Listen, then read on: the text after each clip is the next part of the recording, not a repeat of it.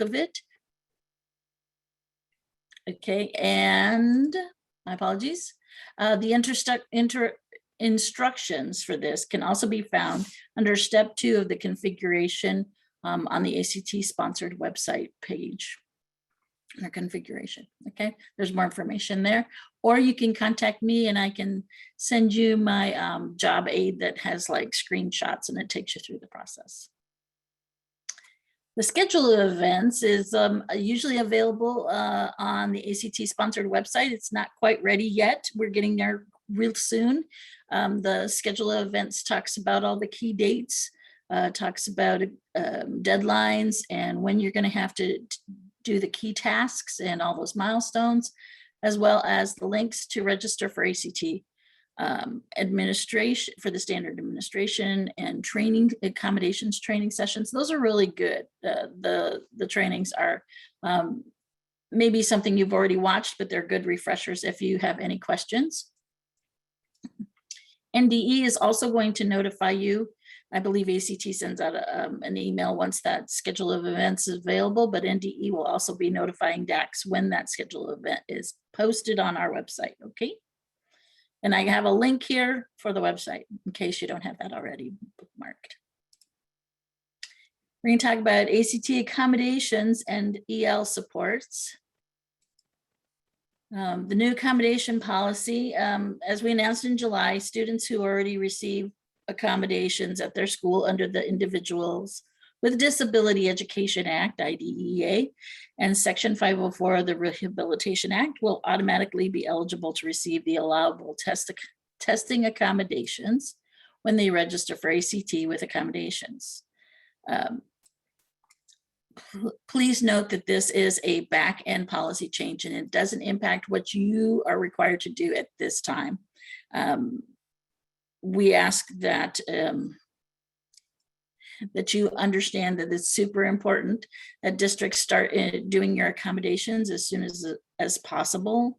Get that process started. I know that you may not be able to do all of your students. You might get students in January and you'll need to submit those in January. The deadline is January 21st for those accommodations. So the sooner you can get that done, the sooner you'll have that available to you. The decision, sorry. Sorry, 1 second here, my thoughts. Let me jump in real quick. Yep. Okay, thanks. Because yeah, no problem. So yeah, I can't stress this enough. Every year there are somebody fails to get the application or to apply for the accommodations for a student.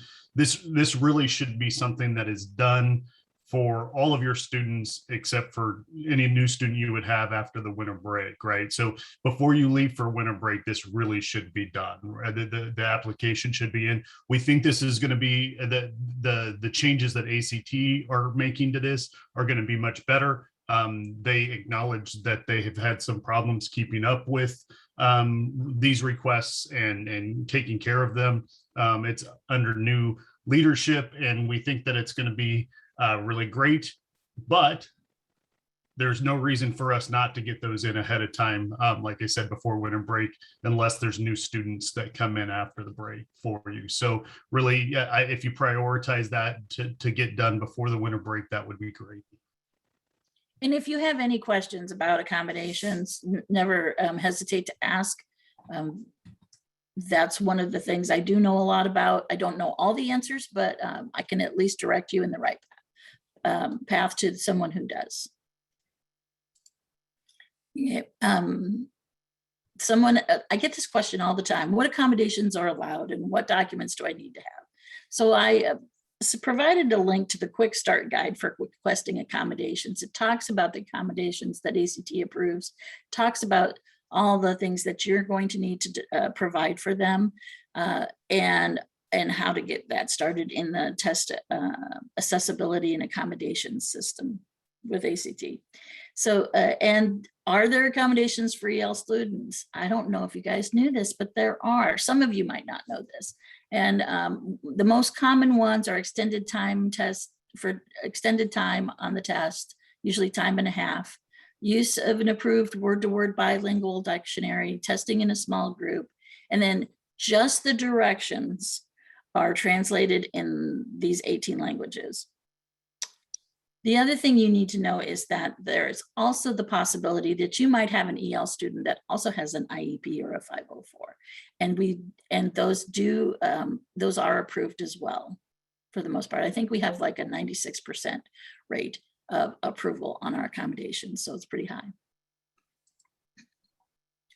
Who can request an accommodation? Any school member at anyone on your staff can have the test accommodation coordinator access. So that's the term that they use at ACT, test accommodation coordinator, or TAC. It's common for the ACT test coordinator or a SPED educator at the high school to have this position. Can more than one person, request accommodations?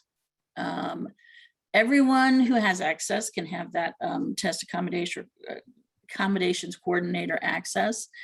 Schools and districts can have more than one TAC. AACT recommends it, and I think so too. You can at least have 2 TACs. That way you have a backup if something needs to be submitted in a hurry to get a reconsideration, or they need more information for their analysis to give you the to approve the accommodation. So there used to be just a test coordinator position, and then additional ones were called TACs, and now everyone has a TAC, in case you're confused by that. So that's a kind of a recent development. What's the difference between reconsideration and late consideration? So a reconsideration is if you've been denied the accommodation request and you want to submit more information, you want an analyst to look at it again, or there's something specific that you want to address, that's what a reconsideration is. And that window is really short after the deadline. That's why I highly recommend you get those accommodations in earlier so that you have time to provide information in case you need to do a reconsideration. And what a late consideration or a qualified exemption is, if you have someone who moves in late after the deadline for accommodations, after that January 21st deadline, and they have an accommodation and it hadn't been requested before, or if you have someone who has a new accommodation or 504 after that deadline, if that's what a qualified exception to the deadline is referring to, or what we used to call late consideration. I hope that it clears that up. So one thing I want to mention is reconsideration deadline is January 28th, 2022. So that, and the deadline for accommodations, as I said before, is Friday, January 21st. So that's a real quick turnaround from the deadline. So the earlier you can get that in, the sooner you have the opportunity to resubmit. And Iris, when does the window open for accommodations? It was open in early September. So it's open right now. So it's open right now. So you can start doing that now. And Yep, Darren, yes. I'll get that information for you about the grad class question. Okay. Otherwise, we're caught up on questions right now. Great. All righty. So one last, here's another question. This is a really good question. Who requests accommodations for the students in external programs? So we have a lot of students in the external programs who all test and may have accommodations. Frequently that is sometimes a communication issue. So my best suggestion is to discuss that with the external program. But correct me if I'm wrong, Jeremy, but it's usually whoever the entity that has the IEP or the 504 is who we expect to apply for that accommodation. Is that correct? That is correct. Most of the time it is the district, not the external program that controls the IEP. And so the district would do that accommodation request. what I would say is, in general, especially depending on the circumstances of the student, that the external program and the district should be working together to make sure the student gets the right accommodations requested, and that information goes back and forth. So, but usually the legal requirement falls to the district most of the time. Great, thanks. All right, do we have any more questions on accommodations?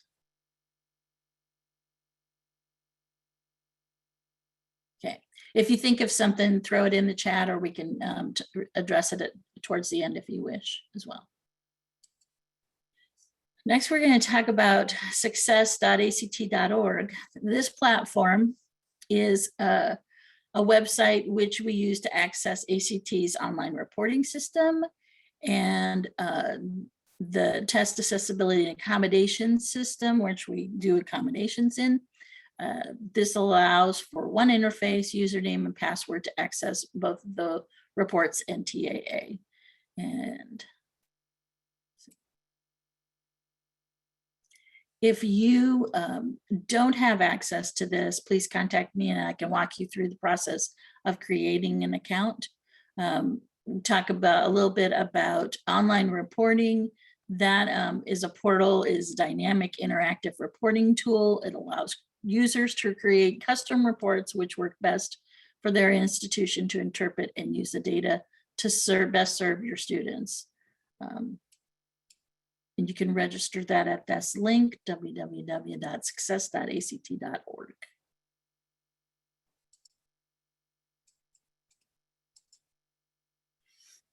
What is a trusted agent? It's a good question. I get a lot of this. And who can be a trusted agent? So a trusted agent is a role that ACT developed for your district to protect personally identifiable information. As you know, we have a lot of personal information in those score reports, in that information, and control for who is granted access to the online reporting system and to the TAA platform. They can be anybody, principals, counselors, anyone who has authority to view, access, or utilize that ACT data, like a DAC. However your district wants to process this, whoever you want to be in charge of that information. The trusted agent role assumes a responsibility of granting, terminating, managing user access within the district. So they have a pretty important role. They can also view and export the score reports and the aggregate reports for districts and schools in their jurisdiction. I would ask that you consider having more than one trusted agent, simply because if you need that access and you only have one person who is your trusted agent, you might need a backup. Superintendents are given the information on how to provide the code for the trusted agent, and it is up to them to determine who that is. But if you need a trusted agent access, or you need to know who has trusted agent access, please let me know and I can help you out with that. Here's an access next, a PA next, as I normally call it. What can I find? What's the PA next system? I get that a lot, especially from new people. I know there's a lot of you who are very familiar with this. This system can be the place where you notify ACT when and how you're going to test this spring. We talked about that a little bit earlier. This is also where you'll go to verify your list of students associated with your school and district. If you're planning to test online at all, this is where you will go to create online sessions. A lot of question is, how do I set up my account? Or also get a lot of questions about I'm having trouble accessing my account. So if you don't have an account or you have difficulty with your account, please contact me. Send me an email is the best way to do that, so that I have record of it and can get that taken care of for you. And please provide your name, your email address, and if you're the DAC or the test coordinator, what kind of access you're looking for.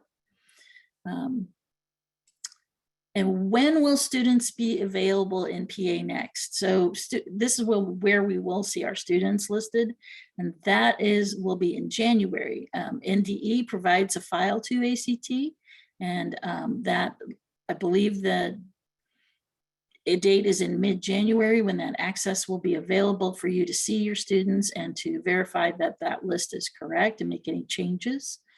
And the important thing at this point in and before January is to make sure your information in advisor is up to date, and that helps NDE provide the best information in that file. What about our students in external programs in the student list? Students get moved to into an external program between, usually that process happens between the external program and myself. And but if you have any questions about how that works, you can contact myself or your program with your external kids to make sure that we have that information correct. I know that those students move around a lot, and so there will be a lot of communication that needs to go on. So the sooner we can get that information, the more that we talk about that information, the best access we'll have to that list as going forward. Maggie Sis is also extremely important in these lists, and she is a great contact as well at the external programs and making sure that all of those students are where they're supposed to be.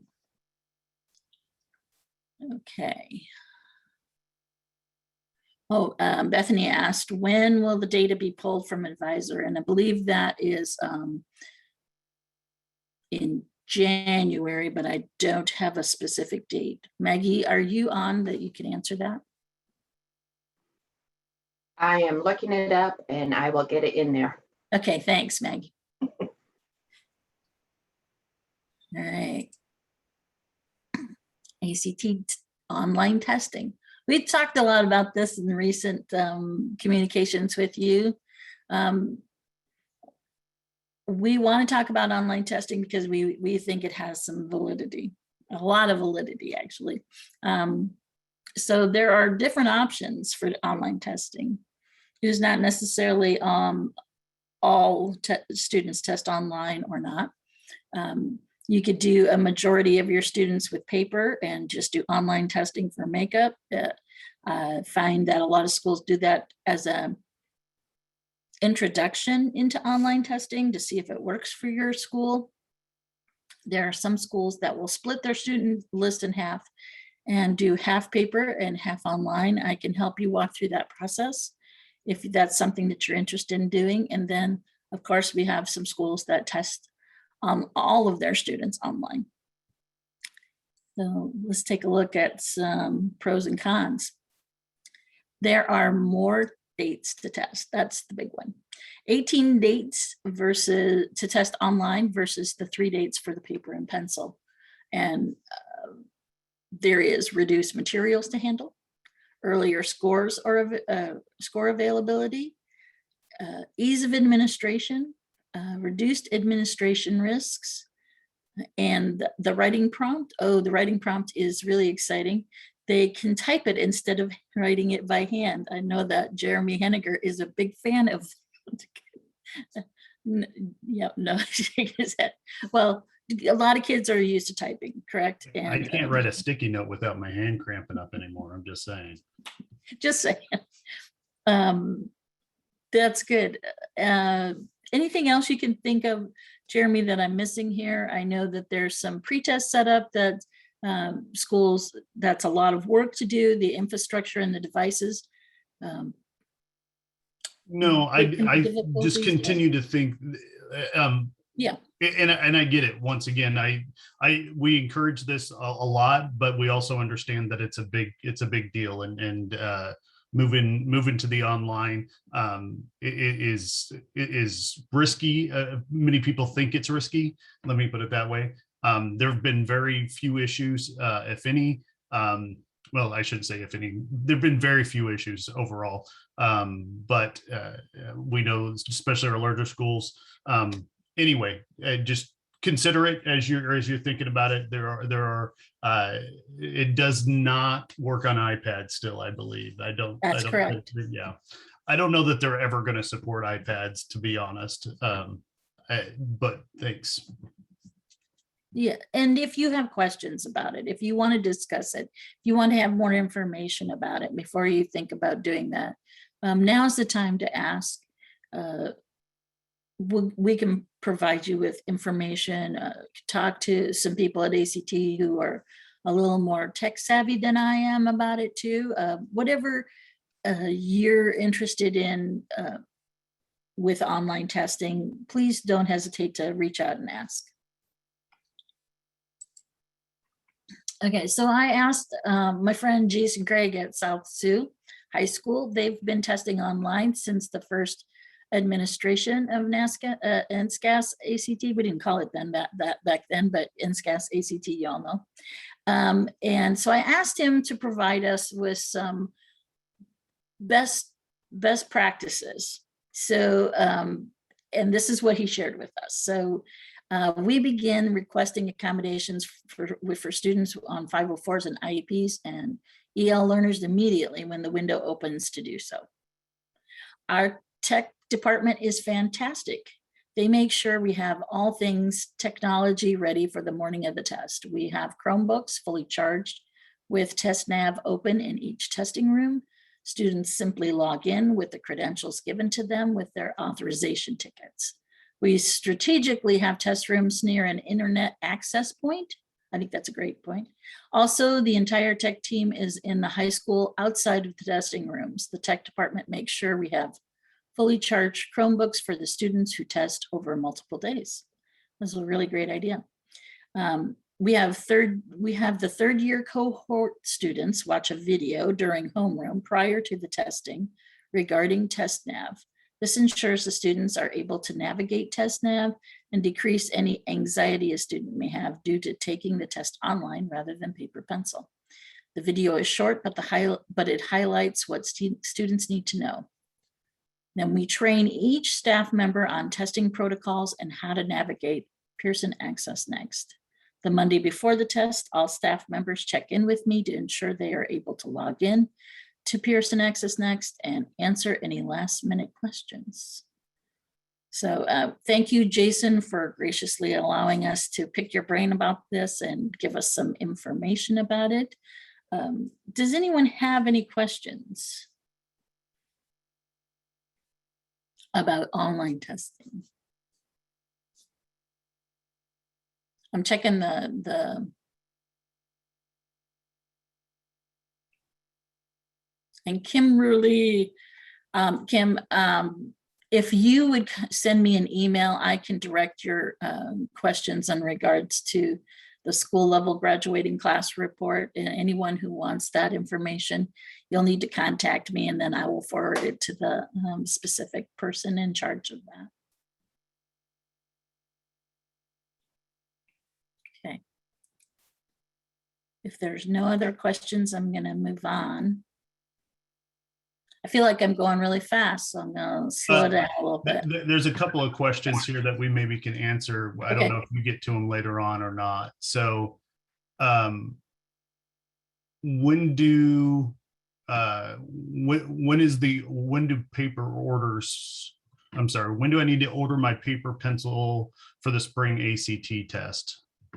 So that's going to be available, that request is going to be available in PA Next on November 1st, not beforehand. So what they have to do is basically shut down PA Next for a week and take out all of last year's information, student information, and then November 1st, it'll open up for you to, and then I'll have the new test dates for this coming spring for you to choose from. And then you can also select when you want the non-test materials to arrive. Okay. That helps. Then there's another question here. It says, will we be getting paper copies of the individual student score reports and labels, or will we need to print them ourselves? So labels you will have to print yourself. I know that was a bit of an issue last spring. I'm hoping that process is a little easier now, now that we've had some updates in there. paper reports, I will have to check on that. And we will let you know about that, paper reports.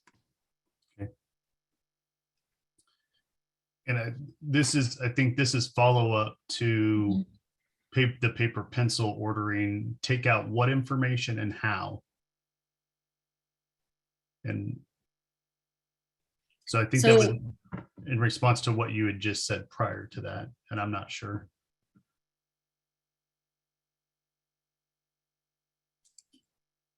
Hey, Iris, Melanie. Yes, Hey, thank you, Melanie. dear. Hi. Good to see your face. Thank you. I'm trying to figure out, my screen is like crazy. So that was my question. I heard you say like I needed to take my roster out. Like, do I have to do that, or is that automatically done for us before I then put my? No, PA Next has to pull everything out from last year. They have to like clean out the system so that we are ready for the new system, the new spring test. So that happens every year. And so it kind of, you don't have access for a couple of days while they do that. And then They do it. I don't. November 1st, they'll start it up again. And then they'll have the new test dates and the new, that new information for you to choose your test date and whether you do in paper pencil. That makes sense? Yes. Sorry, And I didn't mean to confuse you guys. And thanks for the update on the online. We've done it for makeups and it has been easy breezy, but we haven't done it for 800 kids. Right. So I need to do some checking on it, but I did take notes and we'll have access to this PowerPoint, right, Jeremy? Yep. Yes. Yeah, we'll post this as soon as the recording is ready today. We'll post this and the recording. So Okay, very good. And Iris, thank you for all you do. You're amazing. Just wanted to say that out loud and in the recording. So there you go. All right, thanks. Thanks. Okay, and Bethany, the labels. Go ahead. Yeah, let me answer that. So I think the person is referring to the labels for that we used to send out with the paper reports. We used to send out those cute little labels, tiny little labels that go on file folders, stuff like that. That's no longer being sent out by ACT, that you have to print off from online reporting. Good, okay. And Violet has a question there too about so I don't think so, Violet. I think because the students are not posted yet for a spring 22, their accommodations have not been connected to the PA Next system. So even if you've already applied for accommodations for that spring test, it hasn't gone anywhere other than in the TAA system. But once we have the students loaded in January, that's when that process starts to move over to the PA Next system. That's my understanding of it too. Yeah. Thanks, Suzanne. Yes, everyone on the assessment team is pretty amazing. Okay, so we're going to talk about state use questions for a little bit. These are found in PA Next under each individual student's information.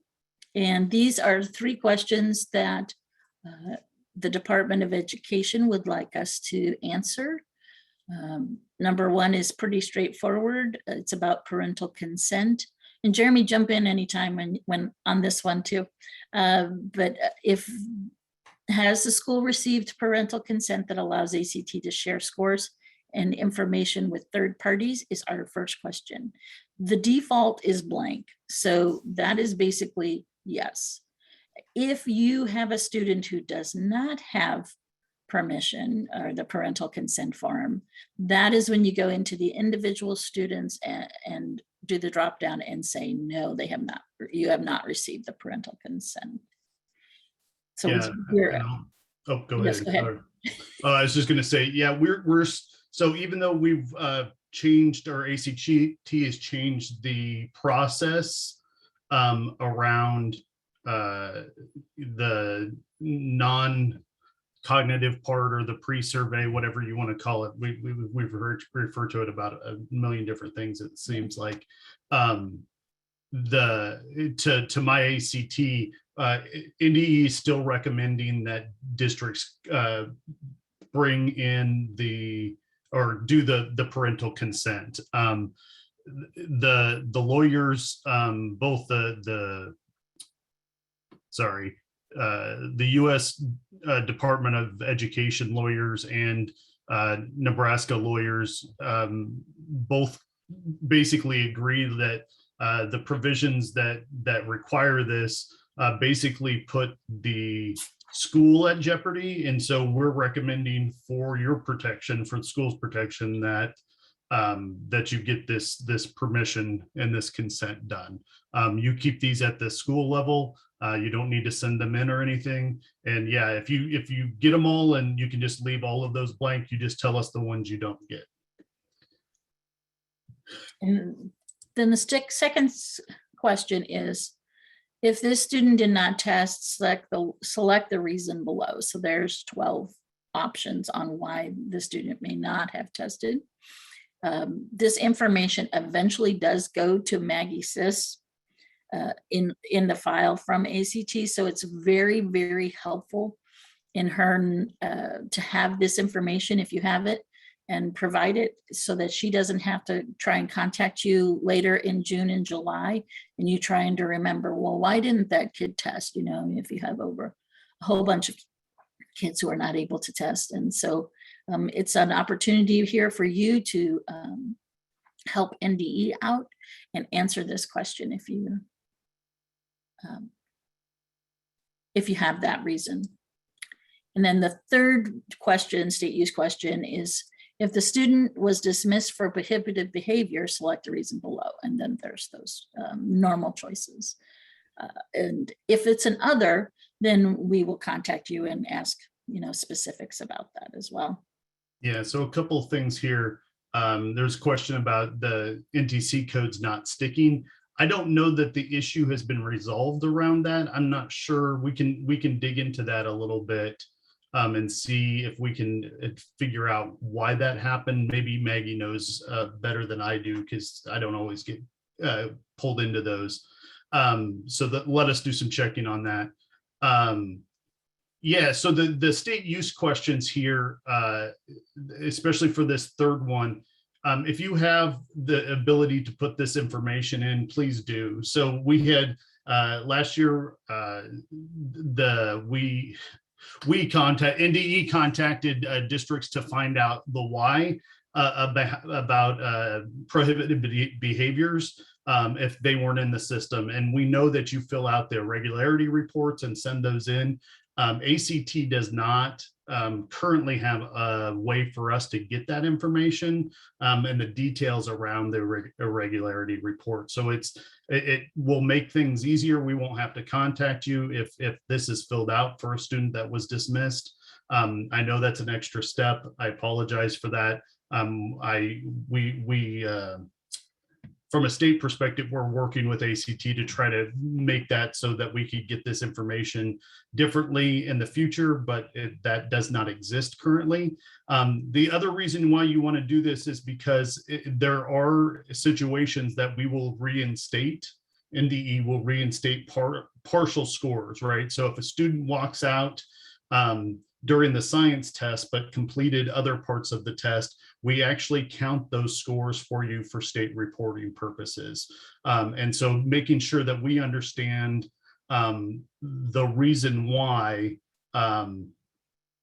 is important in those cases, because we may reinstate partial scores or even full scores in some cases that ACT will not send to colleges. So filling this one in particularly is always important, not tested codes as well. We're going to reach out and try to find out what the reason not tested is, because we track that information every year, and the reason not tested is scored differently, right? So emergency medical waiver, obviously you have to have those approved, is scored differently than UTT or unable to test. And so those types of things are super important that you fill those in if a student wasn't tested.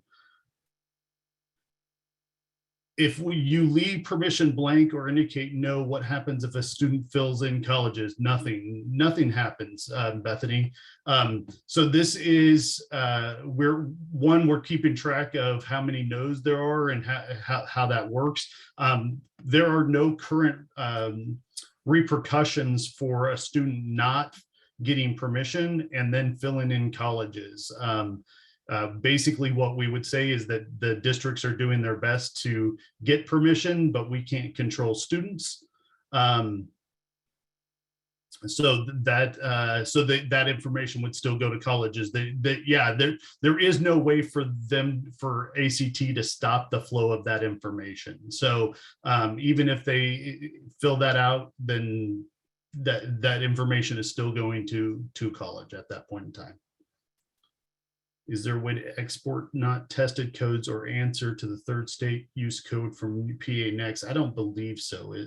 I don't believe so either. I don't think there is an export for that specifically. The reason I'm asking the question is we're then asking schools to put the information 3 places because they have to fill out the form. Like when an invalidation happens, they have to fill that out. Then they have to put the information online and then they have to tell us, because otherwise, if some of those are missing online, then we don't have the information. And when we get contacted is when our schools are all out of session. And so what I was hoping was to avoid having them to have to put it in 3 places. If they could put it in online and then we could export it, then we could check and like say, this is what we've got, update anything, there's no way. It's like this black box for us at the district level. On NSCAS, we can export all that stuff and we can see these kids didn't tested and there are no not tested codes, and we can prod the schools to put those in. Right. But if there's no way to do that on ACT, we can't go into all of the schools and look at all, you know what I'm saying? We need to be able to absolutely. get that stuff out. There are the PA Next has some limitations definitely about it. And from the state perspective, we continue to, not only us, but other states as well on the state committee have been trying to get a better information system for us. That would give us more information during the process. I agree completely. We get that information right afterwards, but we can't see it either, right? During the testing situation. And that's when we would be able to check it and see if people are doing it or not. Is there a way for you to get it to us right after the test before school's out? Because we could at least have people then fill in the information that's missing, that, you know what I'm saying? Yeah, that let's check on that, because they might be able to turn that file around to us quicker, right? Because that's what they do, is they pull that information out and then send it to us. Understood that it's once everybody goes home, it's really hard to get that information. And then the problem is, if we don't find out, so like on this third question, if we don't know the reason why, we can't reinstate any, we don't reinstate any scores or whatever. But your point is well made, that the people that know aren't there, and so trying to track down that information is very difficult over the summer. Right. If we could, if we can't get it as we go, I get that. It's not ideal, but if we could get a file right after the test, but before school is out, that says, these are the kids who didn't test or who had invalidations, that we could then like compare against, we could put that out there for schools to like respond to before And then when Maggie contacts us in the summer, we would have the information that she needs. Right. Yep. Because we've been asking schools to tell us, but sometimes they just don't. Yeah. Right. And then we don't know until like it's too late to really, do something. No, that's a good idea. So we can see if we can look into that and see if they can pull that file right away for us, as opposed to waiting till later on. So Maggie and Iris, let's make a note to take that back to the project team. We're getting the file as pretty much as quick as they can provide it to us. I've had this discussion. Okay. Well, I don't see us getting the file much sooner than what we already get. Okay. Maybe Bethany, there is a way to export it. It's possible that there's a way to export it that I just am not aware of. So Yeah. let me also look into that as well. Okay. Yeah, we'll Bethany, we'll get into it and see if we can do something else. Yep, Maggie, go ahead. Sorry. something else I suggest is if the schools can keep a copy of their irregular report, make sure that they're keeping a copy for themselves so that they have a record of it.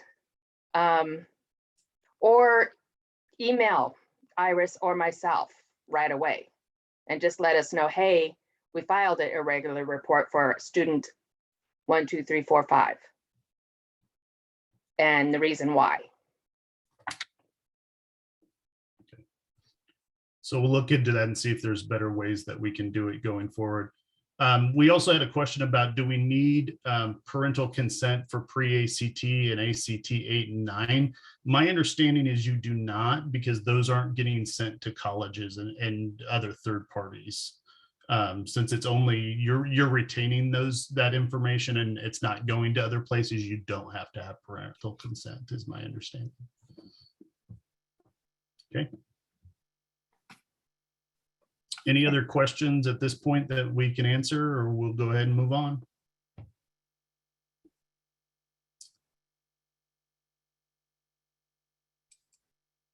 Okay. We're going to talk about my ACT. So question is, do students have to create accounts in my ACT? Yes, the answer is yes. All examinees will complete their demographic information and college reporting choices in my ACT, as well as the non-test information. When will they be able to set this up? They can set it up as soon as you get the non-test information prior to test week. And so that's going to come to you approximately 4 weeks before test date. The non-test session may take about 30 minutes for students to fill out, approximately, depends. And you can either schedule some time in the test in school day to do that, or have them do that on their own. I know that's not always the best answer, because sometimes, you ask students to do things and that doesn't get completed. But each student will get, when that non-test information comes to you, they'll get a copy of their MyACT non-test instructions, and that will include the code that they need so that the state test is connected to their MyACT account, and also some other information that they'll need to have if they've already created a MyACT account, and how to make that connect all together, so that we don't have multiple accounts for students. And they'll also get a copy of Taking the ACT, which talks about the non-test information. Or if you don't want to wait until then, there's a process where you can create a blank template and fill out the information. And then that is on the ACT sponsored website. And you can use the information from PA Next to include on that mail merge for those students.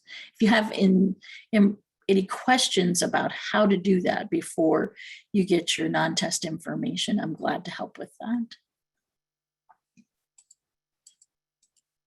So the deadline though, I was just gonna say the deadline is 2 days after you complete your testing. So even if you have the accommodations window, it's 2 days after the accommodation window is done. Yeah, so a couple of things about this I just want to hit on real quick. Yep.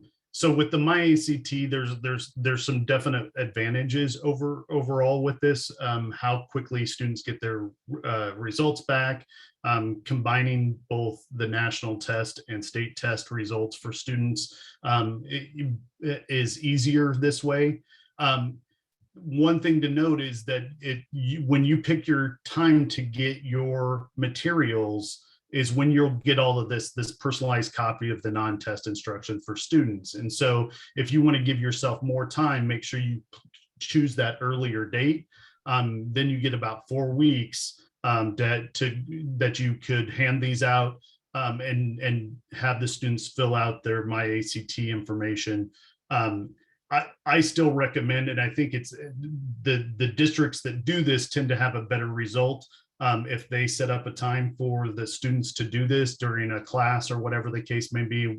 Obviously, it takes away from instruction time, but this gets done, and it usually is a little bit better. I know that some districts also provide a transcript for their students so that they can fill in that information accurately. So about the classes and the grades that they got and those types of things. Really, it's up to you to figure out if you want to do that during the school day or if you want to encourage students to do it outside of the school day. Obviously, getting all students to do that outside of the school day can be somewhat difficult.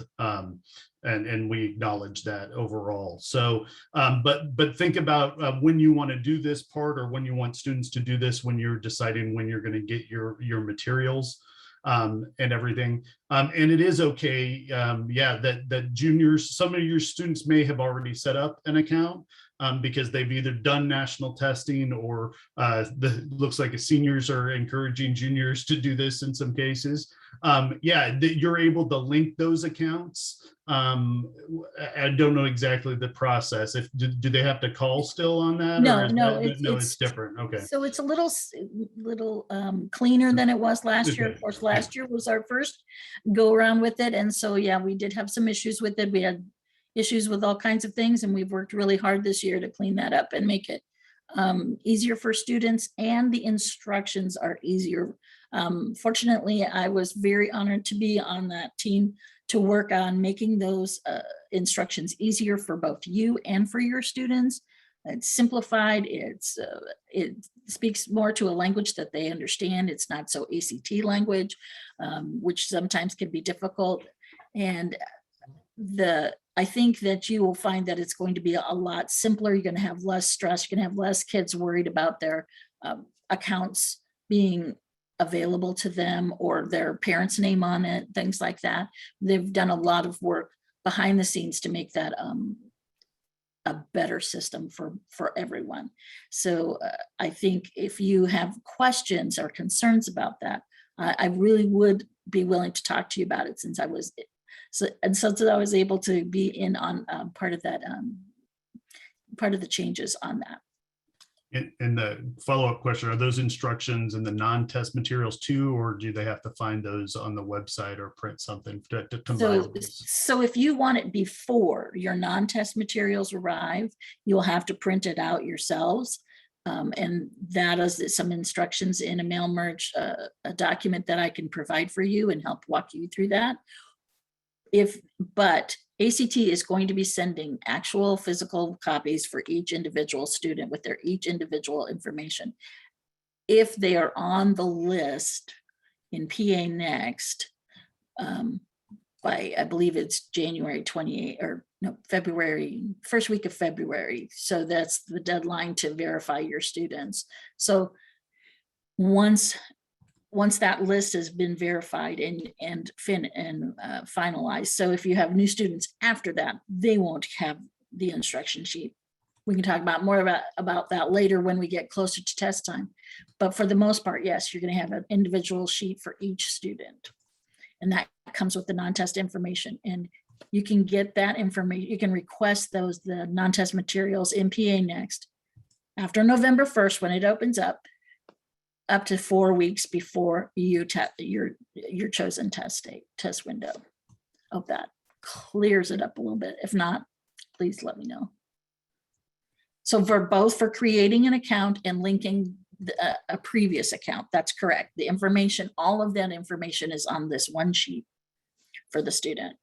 So to give them both directions. Okay, so we're going to move on now. Sorry about that, guys. So this is on our website, our ACT and Nebraska website, under My ACT Preparing Examinees. This is where you can find the instructions for doing a blank form with mail merge. That's about the fourth one down. You can do that individual information for each student ahead of time. It's pretty slick how that works. They take that information from PA Next and fill it in. If you have any questions on any of these, but it's a great information if you have questions about the MyACT. The other question that I'm still working on getting a better answer from ACT is, what if students don't have access to the internet? So we had some situations last year where students did not have access to internet for whatever reason. And the best way to do that is to provide some information to me, and I'm going to create an account for them. I'm going to try and have a worksheet for both you and your student to fill out, and then you can send that back to me, and then I will provide an account with them with a password and email address we'll have for them so that they can have access to their scores when they do have internet availability. Okay. Yeah, just for clarity, Iris, that happens very rarely. These were with some students that were in juvenile justice system and those types of things. So Iris shouldn't be setting up a bunch of accounts for people in general. This should be rare instances that she goes above and beyond and helps with students that may be in special situations. So. Right. And your student does not have to have an account to take the test. Right. It simplifies things. It makes it easier for them to have access to their scores sooner, but they do not have to set up a MyACT account. It does help everyone along the process, but it's not mandatory. Yeah, one other thing this is like a shout out, I think. So Nebraska keeps getting brought up during the state committee meetings because we did such a good job last year, actually. So congratulations to all of you. Our percentage of students that claimed their code basically for MyACT is how ACT refers to that. I believe we had 85% of our students that claimed their code. Yes. We edged out North Dakota by a percentage point, but most states were much further down than that. So great job of getting that done and helping our students get access to the MyACT account.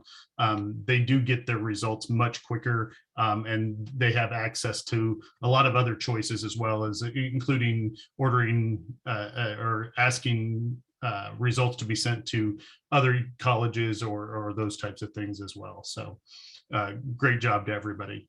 Great job. And one of the tools that you used last year was the student code usage report at PA Next, and that will be available again. And that was just a list of kids who did complete that code, use that code successfully, and those who did not. And I think that was a huge reason why we had such a high percentage, besides the fact that you guys are amazing and go above and beyond to make sure that your students have everything that they need for the test. So that will still be available this year. Okay, and we'll move on. Do you have any more questions about MyACT, please let me know. Or text, chat us, whatever, speak up. Parental consent forms. Let me move on here. Thank you. There we go. So Jeremy, does NDE still want schools to obtain parental consent? We talked about this a little bit. Yeah, we already kind of covered this before, but yeah, as we said, we still think it's in the best interest of schools and districts to get this parental consent. There is no repercussion for not, right? We're trying to keep track of it just to see how we're doing and everything. But like I said, the legal interpretation, at least by U.S. Department of Ed and our legal department, has been that districts, because of, I believe it's FERPA law, that districts are actually, or schools are actually at legal risk for not getting parental consent for students that are under 18, because if students fill this out and request information be sent to a college, that part is a violation of the law without that consent. And so we think we need to encourage people to continue to do this, if there's no other reason, just to make sure we're adding an extra layer of protection for our schools. So Yeah. Do we have to send these forms to NDE or to ACT? No, you keep those and you on file, Great. just in case. Great, thank you. And where's the form? And I put this link up here. This is the ACT, the NSCAS ACT page on the NDE website. And so all of those documents can be found under the parental consent header. And if you have any issues with those forms or have questions about that, please let us know. Score replacement requests. This is an interesting subject. Jeremy, tell us more about score replacement. Yeah, not a problem. So score replacements, we're continuing to do this. This is a good example of change in policy based on feedback from districts. We continue to use score replacements for students that get really high scores and don't plan on testing again. It has been used sparingly like we wanted, and that continues, so that policy will continue. So you just need to fill this out. There is no, I don't think there's any differences to the form than there was from last year. I think it's the same form and everything. I don't even think there's a date on it. So you can go ahead and do that. The date, I believe, is, let me pull it up. Let's see. It would be what, March 22nd. So it's supposed to be in before the first window. So it'd be March 21st of 21. So, oh, the parental consent is the same. Yeah, the parental consent form is the same, and it is a template anyway. So yeah, the parental consent is the same too. Yep. But so is the score replacement form. I can't remember how many we had the last year for score replacements, but for those students that get really high scores, otherwise, if they're not getting a really high score, even if they don't want to take it again but could improve, we encourage you to encourage the student to test again.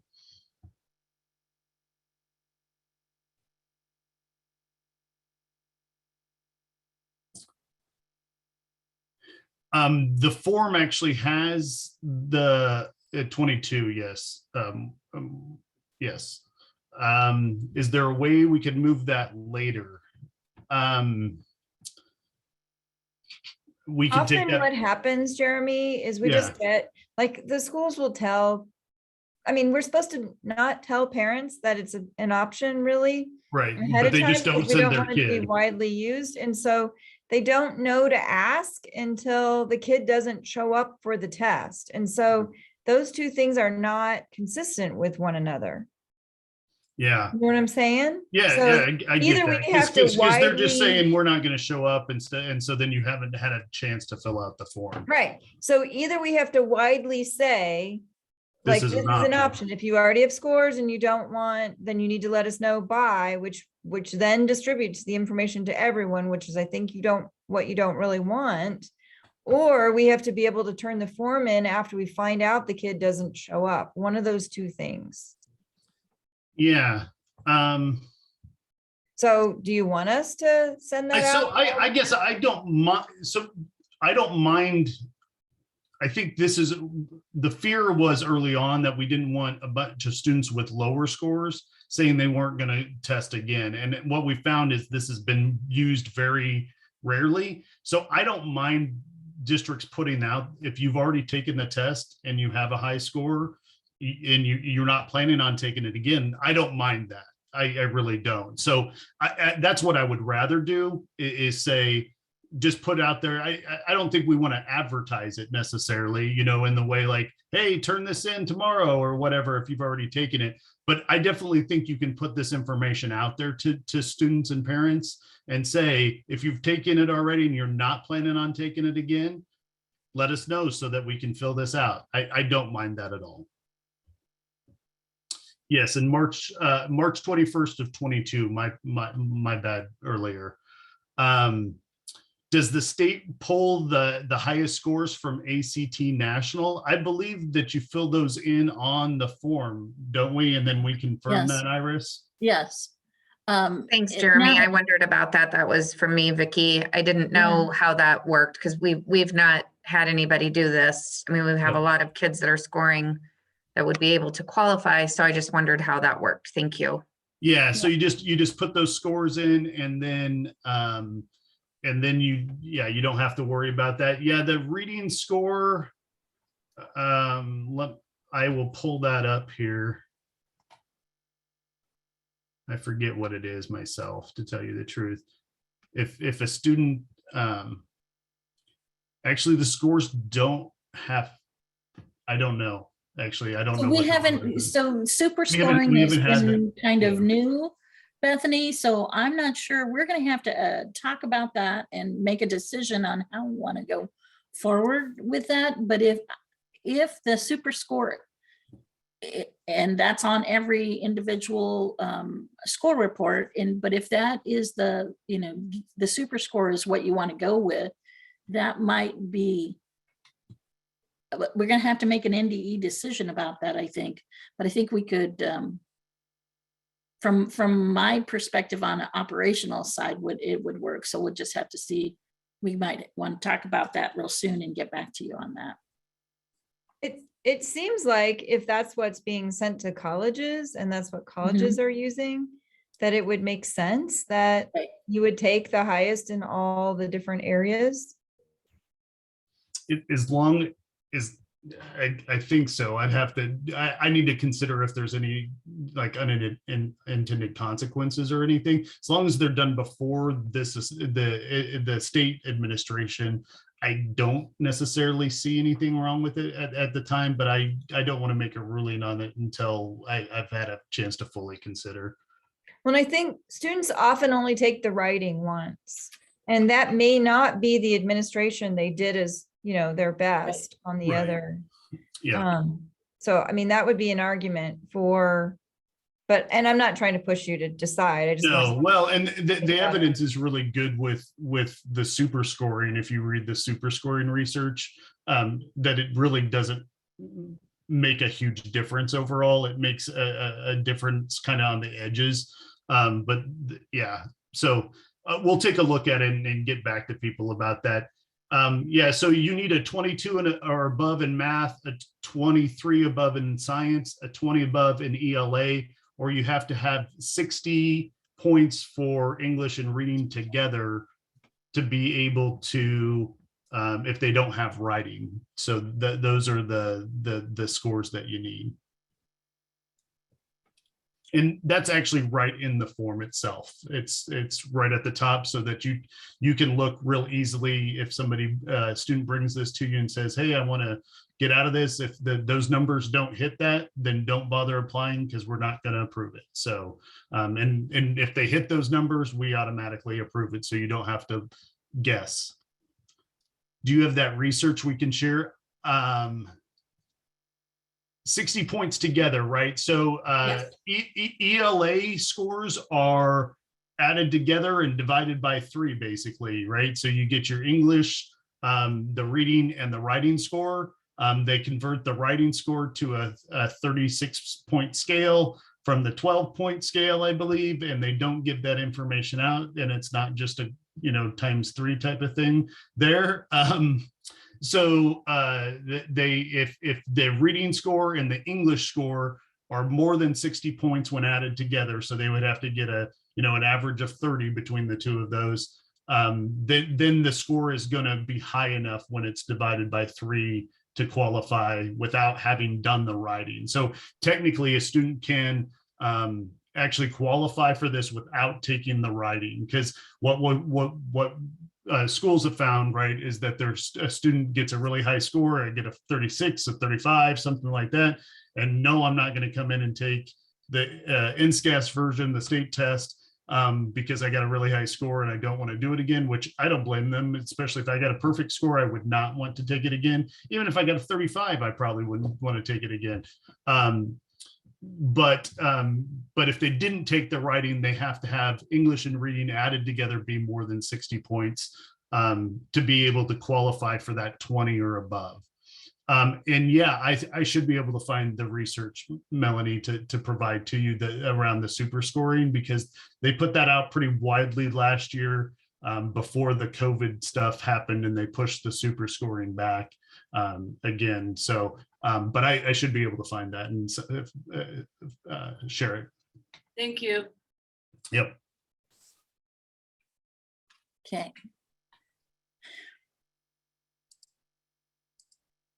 We're going to talk a little bit more about prohibitive behaviors and misadministrations, specifically what Nebraska deals with. The most common are students working ahead or behind, and cell phone usage or other electronics that disrupt the test session. Do you want to talk Yeah, about I'll this talk a to little this. Yeah, I would really, so these numbers actually have been going up. They were going down at one point, and then I think, not testing in 2020 probably threw us off a little bit as far as this goes. So in 2018, we had 42 prohibited behaviors that resulted in 0 scores. In 19, we had 76. In 21, we had 94. So those have been going up. Really encourage your schools to have conversations with your students. A couple of things, right? So with working ahead or behind, I would plain out tell students, proctors are told, right, to look for this specifically. They're supposed to walk around the room. They're supposed to look at where students are done at the end of the time, and then mark it, and then come back later and check to make sure that students haven't done additional questions and haven't worked ahead or behind. The sad thing about a student working ahead or behind and getting caught is that they're trying to get the highest score possible, and what they end up doing is giving themselves a 0 score, and then they have to take the test over again if they need that score for their own purposes. And so just making sure that the students know that proctors are doing that. And I would also tell the students that it is a professional responsibility and ethical responsibility that their teachers that are proctoring, right, turn them in if they catch them. I'm sure the teachers want them to do the best they can, but there are professional and ethical guidelines that say they have to turn those in. So they're not going to go easy on them. They're not going to just turn a blind eye to that. They're going to actually do it. And in cell phone usage, I think a lot of our districts and schools are collecting those on the outside, putting them in bags or whatever the case may be, and not letting them in the room. I would definitely encourage that if you're comfortable with that to do, because that seems to be those two things seem to be the ones that keep happening over and over and over again as far as prohibited behaviors go. So just really working hard to tell kids that there are consequences, that you are looking at those things specifically, and trying to deter them from doing those things. Bethany added something in the chat, and it's really great information. Students with insulin pumps or medical devices that might make noise, you have the option as a local arrangement to put them in their own room. That is absolutely acceptable. That is not part of an ACT accommodation. You have, it's called a local arrangement. It's your decision as a school to do that. And if you do that and they make noise and they're in their own room, the test is not invalidated. However, if they're in a small group or in a room with other students and the noise goes off, that's considered a violation and the test is avoided. So just keep that in mind when you're preparing your rooms and you're setting up students for the test. I think it's great information. Okay. Pre-ACT, we're going to talk about that. Pre-ACTs, we've already started our fall testing window. It is October 11th to November 24th. Spring ordering, if you're testing in the spring, I'm hoping you're not ordering with the fall window. As far as I know, the system won't let you. So if you've ordered in the spring, please, and you've ordered in the fall, but you're testing in the spring, please let me know so I can make sure that you're not charged for those materials. But our ordering window will be available in February of 2022. And that test window will be March 14th to April 29th. You want to be sure, very sure that you have all the tests that you want to send for pre-ACT to be scored in and sent in one batch. If you send multiple batches, you'll have multiple reports that have no aggregate information at the end. District and school reports will be available in the Success online reporting system this winter. So I'm really excited about that. In January is when that'll be, I believe, late December, January will be available. You will still get the printed reports that are sent to districts and schools after the test window is closed. And ACT online prep, real quick, this is available to the districts that made that choice. That option is available now. Students can access their accounts now once they've been established by the test coordinator or the DAC, and they'll have, once they log in, they have 365 days to use the account. If you need extra seats or licenses for your AOP for either students or instructors, please let me know and I will send in that request. I've also included a link here to the ACT Online Prep Success Training Toolkit. This is a little difficult to find in the website, so I wanted to make sure that you had access to this if you use ACT Online Prep. It has lots and lots of great information, training videos, and some really good resources for you in using that with your students. So, okay. Iris, just can we go back Yes. 1 second? Yes, Yeah. yes, sir. So just remember, every district doesn't have access to ACT online prep or pre-ACT. It's about what you chose, right? What your district chose. One note, can you go back one more slide, Iris? Yes. How about you? Yeah, there you go. Can you Okay. remind me when districts are ordering their pre-ACT materials, what do they select so that we get billed and they don't? Right. 'Cause this Thank you. happens every year that we try to we try to fix things with this, and it gets charged to the school as opposed, or the district as opposed to the state. So can we remind everybody what they should be putting in when they order their pre-ACT materials? So if you ordered before the ordering window, and that started in September, it may have only given you a standard option, the standard pre-ACT test. And that is if your district is going to pay for it. Once the ordering window opens, it will say the Nebraska State contract is what it will say. And that's what you want to choose. And then it will give you a question later on about billing. Who do we send the bill to? Fortunately for us, if this is your choice for your district, you can choose Jeremy Henniger to pay the bill. Is my name really in there? It is. Your name is in Oh, there. okay. Well, so there you go, right there. I don't like that at all. I didn't realize that. So please make sure that you do that. Put the Nebraska State contract and bill it to me, I guess. It's way easier to do that ahead of time than try to fix it on the backside. We can fix it. We'll get it changed.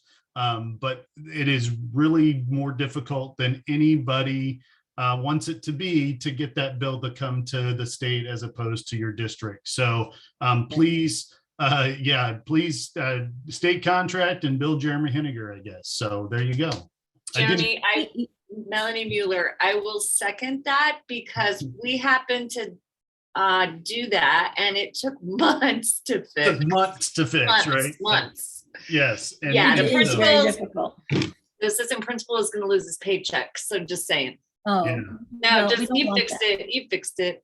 Yeah, and Iris will get it fixed, but it does take way longer than it should. Absolutely, it does. And that's and the amount of people that we have to contact and the billing and all of the it's not a lot of fun. And so and everybody gets worried about it because it's a check and everything, and it's not necessarily a small dollar amount. And so yeah, so just save everybody the pain of doing that and bill it to us. So thanks. Right. And if you have questions about that, or, yeah, okay, so we have had that happen this fall, and it's because people are diligent and they want to get it done and they want to have that taken Yep. care of. I get it. And so if you can let me know ahead of time, that's great. That it makes it a little easier once we are taking care of things. So the sooner you can let me know that that's happened, the better for all of us. And it gives me time to get that corrected. That being said, if things happen, and it is not the easiest system to use, and I apologize to you profusely. We're working on that behind the scenes as well. That is one of the things the states talk about as well, is that it's not an easy system to use. So until then, if you have any questions, please let me know.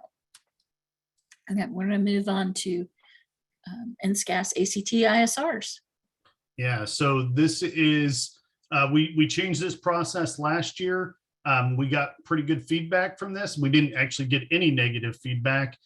So instead of sending out ISRs, well, it's kind of complicated because there's actually two ISRs, right? So ACT sends an official score report to families and everything. And then months later, Nebraska produces an ISR that we sent out, and so they get them much later. It's not very good how it works. If you want to read more about it, there's some information in that first document there that says additional guidance.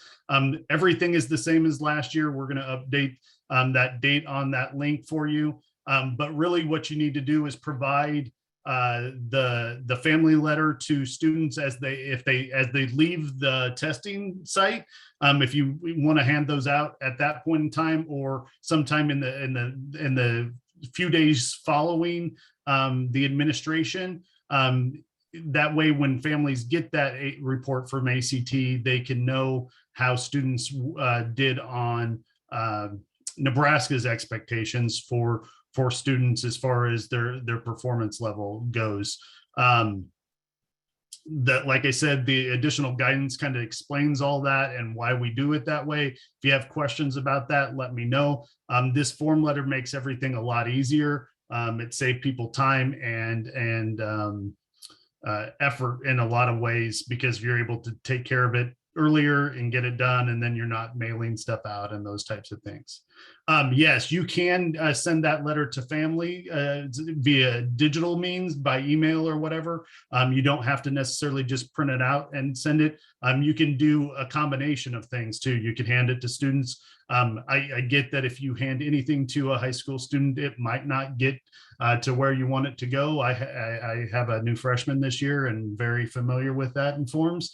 And so if you have anything, if you want to send that out through email or whatever, you can definitely do that. And you can do both if you want to as well. So those are all options for you. As far as getting this information to families, we encourage you to do it.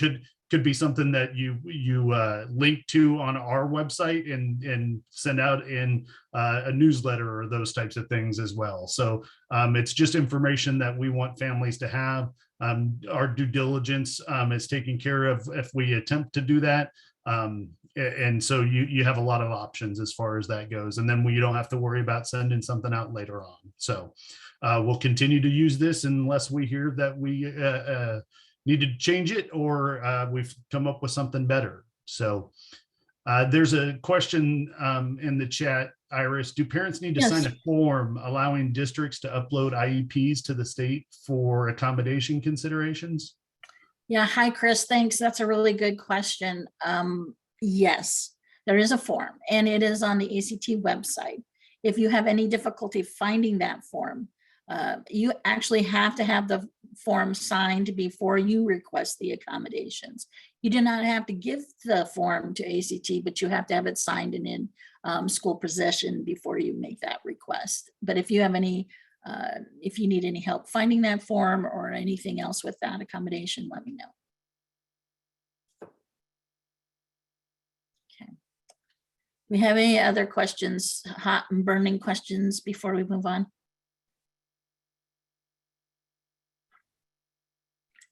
Okay. So we're going to talk about ACT fee waivers. I know this isn't specifically NSCAS ACT testing. However, it benefits every one of our Nebraska students. So in this last school year, the 2021, Nebraska schools only ordered 4,007 fee waivers for juniors and seniors. Of those 4,000 fee waivers that you requested, only 48% were used. Nebraska has over 20,000 students in 11th and 12th grade that would have qualified for the free national test. 4 free tests with or without the writing are available. The ACT self-paced course powered by Kaplan, it's an online live interactive platform that's available for 6 months. Score reports to 6 colleges in the registration, and unlimited score reports after registration. That's what ACT provides with a fee waiver. There's also an opportunity to request a waiver of deferral of college admission applications fees. You can order those fee waivers at www.readiness.act.org. That's the same system that you order pre-ACT tests, if you're familiar with that. It is my request that you provide this information to your counselors, to whoever would be beneficial in getting that information out to students, and encourage that. We would really love to see those students take the opportunity and use those fee waivers. ACT is very concerned about equity, and we want those students who qualify to take advantage of that. Maybe they wouldn't. Maybe they just want to take the state test and be done with it. I get that, but 4,000 fee waivers, that's not very many. So whatever you can do to encourage that, I would appreciate it. Anything you want to say on that, Jeremy? I agree. You agree? Okay. Hey, I like that. So here's the last thing, almost the last thing. I got one more thing. So to contact me, email is usually the most effective, but you can call me. And here's my number, 531-207-9019. You can also call ACT State Customer Service. We've increased our people who answer those questions on the state lines. And we've seen some really great numbers with that, and decreased time wait, increased accuracy, and some great opportunities if you can't get a hold of me, or if it's something that you just want to call customer service about. And then I've also included the ACT accommodations phone number. Yeah, so I'll comment on that. So ACT customer service, they changed who was doing that. They brought it back in-house, and they are making improvements again. That being said, Iris is your go-to person. She knows our program better than anybody, obviously, and she can answer most questions, and she knows who to go to if she can't answer them. So I can't stress it enough. Your first stop should be with Iris, unless you know that it's a technology question or something like that that she probably isn't going to be able to help you with. Accommodations, even those, a lot of times she can answer because she used to work in accommodations. So but as always, any of those are open to you. So there you go. I'm just very excited that the customer service has become a priority because of what you guys have told us. And we want you to know that that's important to us. And we have gone to bat for you to try and make that a priority at ACT, and they listen. So sometimes good things happen. Yeah. So I wanted to share this with you, and these are the test windows for 2023, and I put it on a totally different color format, so so that I would not be confused, because sometimes that happens. So these will be the test dates to choose from for 2023. So if you are looking to update your calendar, I know that's very important in your school districts, and I know you're doing it way ahead of time of when we make these choices. We did get this done as soon as we possibly could after we found out what the new test dates were going to be available from ACT, and so we wanted to share those with you as well. Yeah, we And- appreciate ACT getting those out to us a lot earlier than they have in the past so that we could get those to you. We chose corresponding dates again for this year to keep them as consistent as possible. And so those are out there. We'll continue to push ACT to get those to us every year as we go forward. One thing that I thought I should probably update, because I don't know that I've told people this, we are working and we're about ready to sign a 5-year contract with ACT. So we don't foresee any changes in the high school testing in the next 5 years. This would be year 1, by the way, unless something changes with the law or anything. We don't have to go to RFP again for some time. So just know that that is the high school test should be stabilized, and we should be keeping Iris around for the foreseeable future, which we're very happy about too. So when is the date finalized for what, Melanie?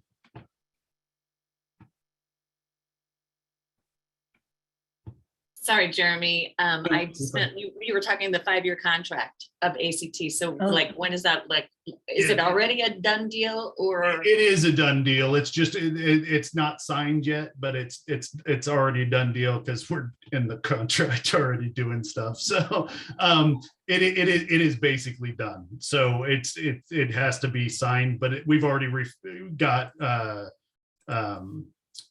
board approval and everything, so it's just a matter of the signatures and all the I's dotted and all the T's crossed and those types of things. So yeah, it is for the next 5 years. It's in my world it's done, because I'm stopped worrying about it. So Okay, very good, thank you. and you see that. Yeah, I saw that question Okay, go about ahead. fee waivers. Yes, Bethany, that is probably the easiest determination on who can use the fee waivers. There's a few others, and if you want that information, I can get that for you. But normally we say kids who are on free or reduced lunches immediately qualify for that test, for those fee waivers for the national tests. All right. Good, thank you. Thank you. So this was my last slide. Do we have other questions?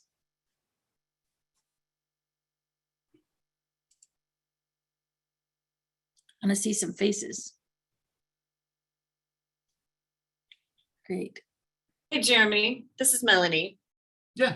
A question for you, and Iris, I don't mean to be rude, but it's Oh, please. it's NSCAS related, and it comes from Trudy sending the accessibility and accommodation manual, which, thank you, you're getting feedback on that.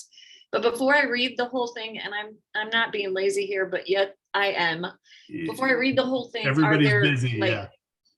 well, I'm just saying, so are there specific things I need to look for in terms of what it was before and what it is now? Or are you Yeah. just saying, are there additional things we would consider based on the through assessment model? Yeah, so I think that the thing that we're focused on for those people that we sent those out to, is the idea that we're moving from really just a one-time a year summative system to a interim system, right? Is there things that we should consider in changes in light of that? So are there differences in your district that you have between summative and interim currently that you'd like us to consider?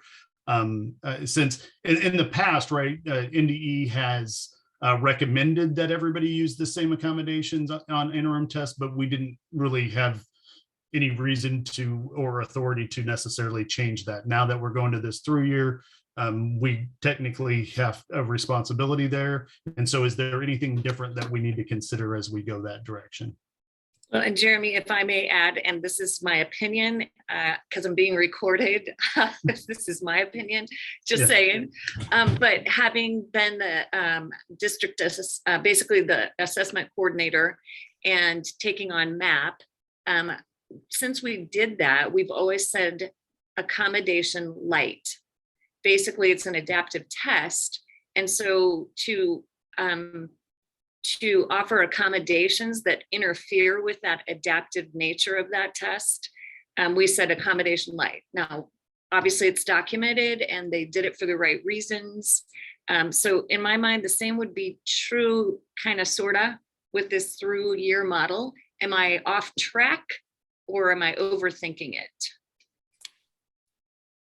Sorry, everybody. No, that's exactly right. We have some other districts that have shared that type of philosophy with us.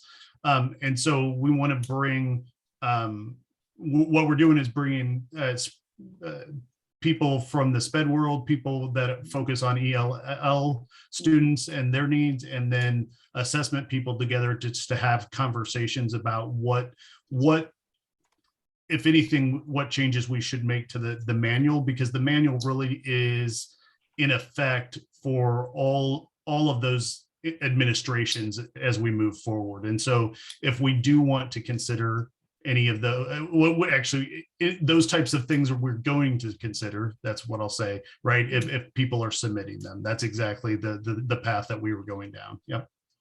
Okay, I'll talk to my team, those Okay. that know way more than I do. So thank you. Okay, I'm going to answer a couple of these in the Yep, go ahead. chat. And thanks, Paul. Thumbs up. So do you know when the timeline of events is available? So I just checked and it posted today. I looked earlier No this way. weekend and it hadn't posted. And of course, today, schedule of events is posted on the ACT website. So yay, that's exciting. Can you drop the link in the chat Sure, for people? sure, absolutely. Let me do that.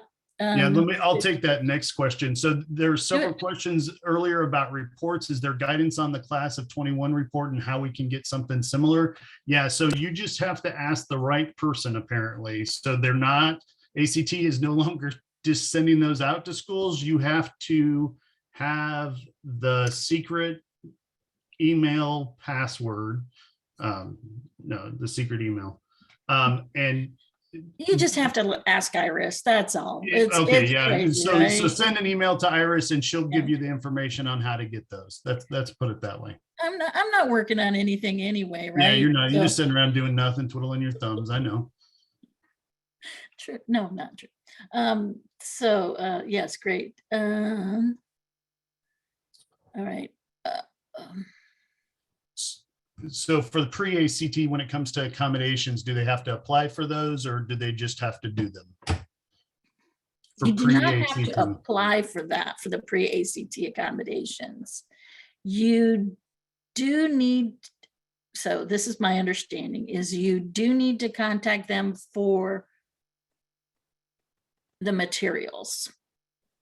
That's all the information I can find. So let me get some more specific directions. You just follow your IEP. So it'd be like a local test. And you do not have to report that. No, that's not true. I think you have to report it in the paperwork that was an accommodation. So let me do some more digging on that, Bethany, and I will get back to everyone on that. Or no, that was Jennifer. Jennifer, yeah, let me ask that question. Sorry. So there's another question here that says, if a student took ACT with us last year, does that allow them to take the individual sections for the national? Well, we don't have individual sections for the national yet available. They pushed that back again. But Because- I believe that is the intention, right? They have to take the whole thing one time. And I think the state test counts or not. Yes, the state test would count. Yeah, Mhm. but they haven't opened up the individual sections option No. yet. They pushed a lot of things back because of COVID. Yeah. Both the super scoring and the individual Mhm. sections that they were planning to, they pushed those back because they were trying just to take care of all the testing that didn't happen and those types of things. So Yeah, the priority was getting those students tested that didn't get to test in spring of 2020. Super scoring is now available. is it okay? Yes. Thank And you. so, and that was available on some of those spring tests. Okay. I did see some of those kids who had tested nationally, and then the super scoring went through. So that was kind of fun. And then I do not know when on the roadmap that individual tests will be available. There hasn't been any mention of that in a bit. I think we're still trying to make sure that we take care of those really big needs like customer service and accommodations. We've been working on those things. Those were the priorities, and making sure students could test.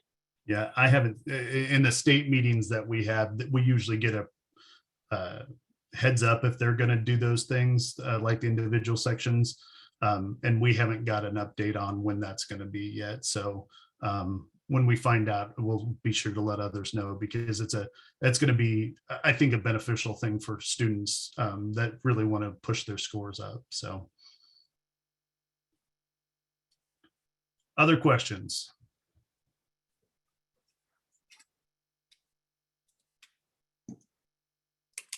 Okay. Well, thank you, Iris, for leading us through all of that. As always, everyone, if you have questions, please let us know. Send them ACT questions Iris's way.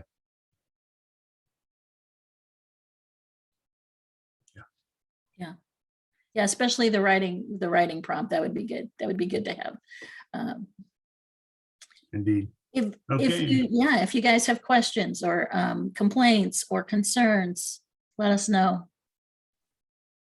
We don't want complaints, Iris. Don't tell me Well, that. sometimes, Feedback. sometimes We like feedback. We don't like feedback. complaints. Oh, feedback. Well, Just kidding. Send us anything. We're here. Thank you, everybody. yeah, I'll just forward it to Jeremy anyways. And I just forward them back to Iris. ACT stuff anyway. Thanks, everyone. Hey, have a great rest of this morning. I hope you have a great week as well. Yeah, absolutely. Thanks. Thanks.